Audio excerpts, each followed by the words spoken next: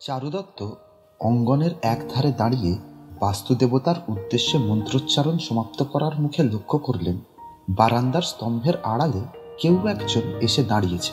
তিনি ভাবলেন বুঝি রদনিকা ফিরে এসেছে। তবু নিশ্চিত হবার জন্য তিনি বললেন, কে ওখানে? রদনী কে? বাতাস বইছে, রহসেন কোথায় গেল দেখো, ঠান্ডা লেগে যেতে পারে। ওকে ঘরে নিয়ে এসো, আর হ্যাঁ, এই চাদরটা নাও, ওকে ঢেকে এনো। এই বলে চাদরটা কাঁধ থেকে নিয়ে উনি ছুঁড়ে দিলেন রদনিকার দিকে। বসন্ত সেনাই তো আসলে স্তম্ভের আড়ালে লুকিয়েছিল, চারুদত্ত বুঝতে পারেননি।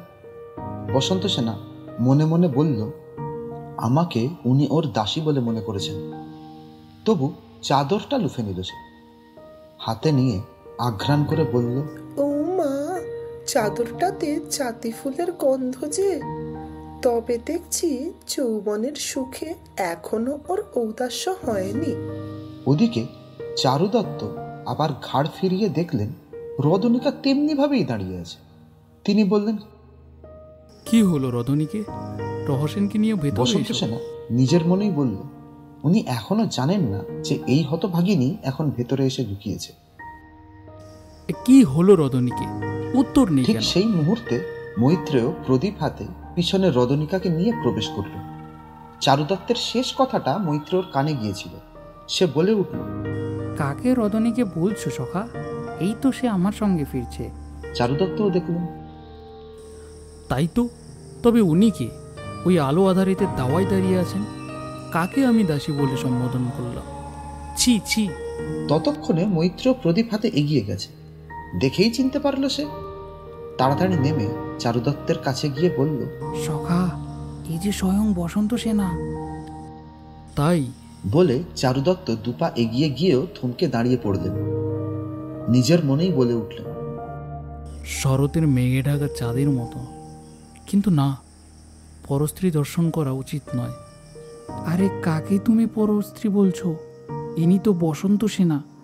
সেই কামদেবের মন্দিরে তোমাকে দেখা অবধি ইনি তোমার প্রতি উন্মরক্তা।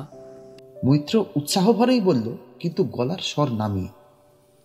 চারুদত্ত এবারে আরো একটু এগিয়ে গেলেন। বসন্ত সেনা দু চোখ মেলে পরিপূর্ণ দৃষ্টিতে তাকালো চারুদত্তের দিকে। কয়েক মুহূর্ত উভয়ই উভয়ের দিকে মুগ্ধ আবেশে তাকিয়ে রইল। তারপর চারুদত্ত একটা দীর্ঘশ্বাস ফেলে মুখ ফিরিয়ে নিয়ে কতকটা যেন আপন মনেই বলে উঠলেন, প্রচুর ঐশ্বর্য মোর যখন নিঃশেষ, তখনই উদয় হৃদে প্রেমের আবেশ।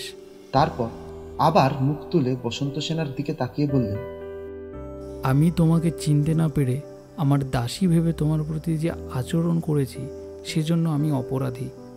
তুমি আমাকে মার্জনা করো। বসন্ত সেনা তাড়াতাড়ি বলল, আমার মতো অযোগ্য লোক যে আপনার গৃহে প্রবেশ করেছে, এতে আমিই অপরাধী। আমি নতশিরে প্রণাম করে আপনার ক্ষমা প্রার্থনা করি। বলে দুহাত জড়ো করে নত হয়ে প্রণাম করল। মৈত্রেয় আর থাকতে না পেরে বলে উঠল, ওগো, তোমরা দুজনে ক্ষেতের ধানের মতন পরস্পর মাথা নোয়ানোই করো। আমিও উষ্ট্র শিশুর জানুর মতো নয়ে তোমাদের দুজনের কাছে ক্ষমা প্রার্থনা করি। এ কথায় চারুদত্ত বসন্ত সেনা দুজনেই হেসে ফেলল। চারুদত্ত বললেন, থাক সখা, তোমার আর অনুনয় বিনয় কাজ বসন্ত নেই। সেনা মুগ্ধ হয়ে চারুদত্তকে দেখছিল, শুনছিল তার কথা। মনে মনে বলল, এর বাক্যালাপ কি পরিপাটি ও মধুর, কিন্তু আজ এখানে এভাবে এসে বেশিক্ষণ থাকা উচিত না। কিন্তু এই অলংকারগুলি, আচ্ছা এখানেই রেখে যাই না কেন? এই ভেবেই বসন্ত সেনা বলল, মহাশয়, যদি আমার প্রতি এত অনুগ্রহই হয়ে থাকে, তাহলে আমি এই অলংকারগুলি আপনার গৃহে রেখে যেতে ইচ্ছা করি। এই অলংকারগুলির জন্যই ওই দুষ্ট লোকগুলো আমার পিছু নিয়েছে। সে কি? কে? কারা? চারুদত্ত অবাক হয়ে প্রশ্ন করলেন। বসন্ত সেনার হয়ে উত্তর দিল মৈত্র। ওই বজ্জাত রাজার শ্যালক সংস্থানক। সে কি বলছে জানো? বসন্ত সেনা নাকি ওকে এড়াবার জন্যই তোমার গৃহে প্রবেশ করেছে। ও নাকি বসন্ত সেনার প্রতি অনুরক্তা, তাই বসন্ত সেনাকে ওর চাই। এখন তুমি যদি বিচারালয় বিনা নালিশে আপনা হাতেই ওর হাতে বসন্ত সেনাকে সমর্পণ করো, তাহলে তোমার সঙ্গে ওর প্রীতি সদ্ভাব থাকে। নচেত আমরণ ওর সঙ্গে তোমার শত্রুতা হবে। চারুদত্ত হেসে বললেন, সে নিতান্তই মূর্খ। হস্তি মূর্খ। মৈত্রেয় যোগ করল।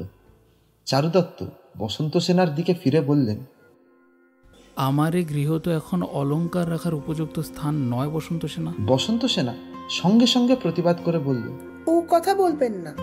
লোকে যে জিনিস রাখে সে মানুষের কাছেই রাখে, ঘরের কাছে নয়।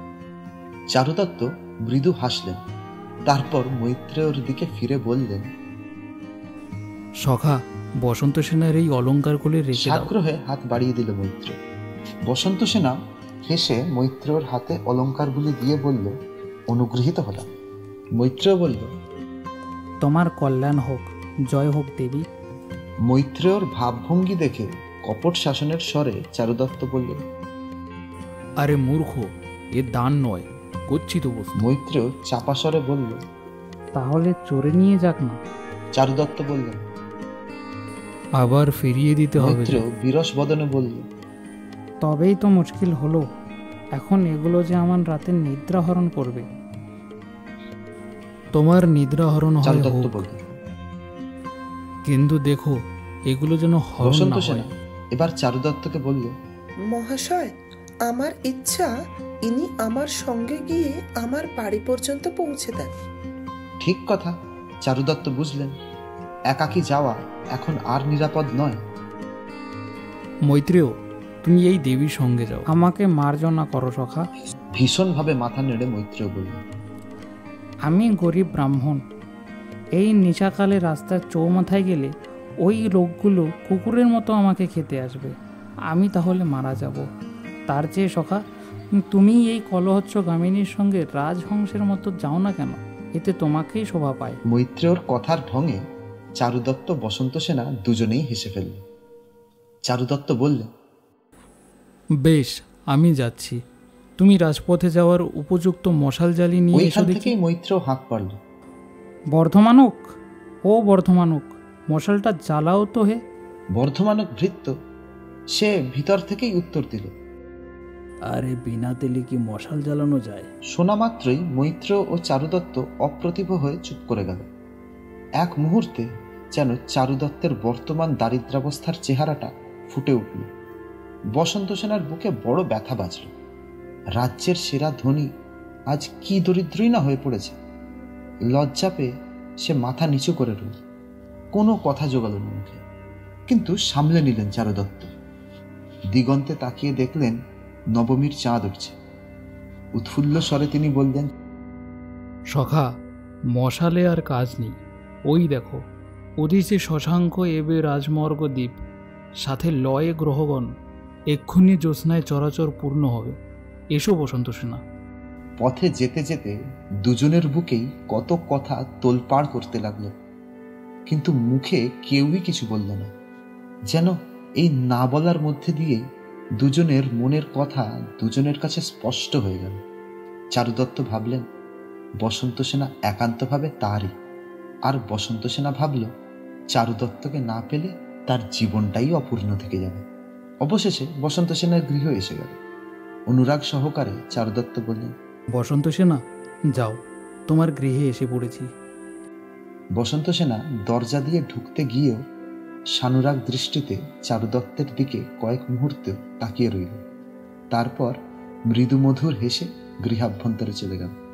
চারুদত্ত মুহূর্তকাল দাঁড়িয়ে থেকে নিজ গৃহের দিকে রওনা হলেন।